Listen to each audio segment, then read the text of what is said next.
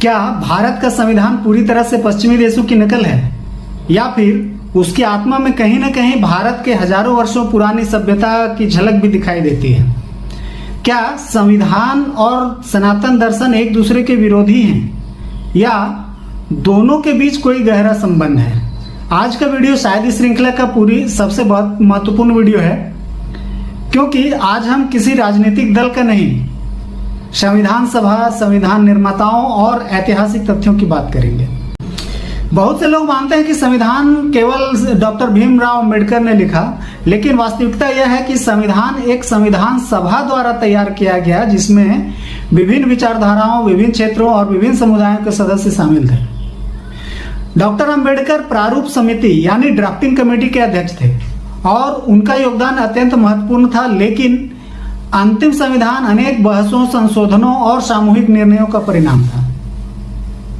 क्या संविधान पूरी तरह से पश्चिमी है? यह भी एक आम धारणा है, लेकिन पूरी तस्वीर इससे बड़ी है।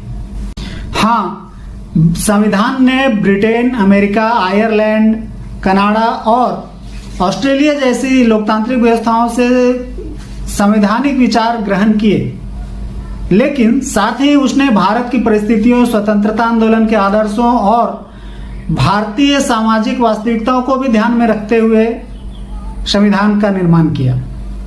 यानी यह न तो पूरी तरह से पश्चिमी है और न ही किसी एक प्राचीन ग्रंथ की प्रतिलिपि।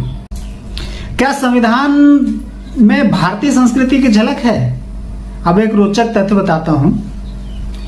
संविधान की मूल हस्तलिखित प्रति को प्रसिद्ध कलाकार नंदलाल बोस और उनकी टीम ने भारतीय कला शैली में सजाया था, जिसमें श्री राम, श्री कृष्ण, बुद्ध, महावीर, सम्राट अशोक, नटराज और अन्य भारतीय सभ्यता से जुड़े चित्र शामिल किए गए थे। ध्यान रहे, ये चित्र संविधान के कानूनी प्रावधान नहीं है, लेकिन वे यह अवश्य दर्शाते हैं कि संविधान की प्रस्तुति में भारत की सांस्कृतिक विरासत को स्थान दिया गया है।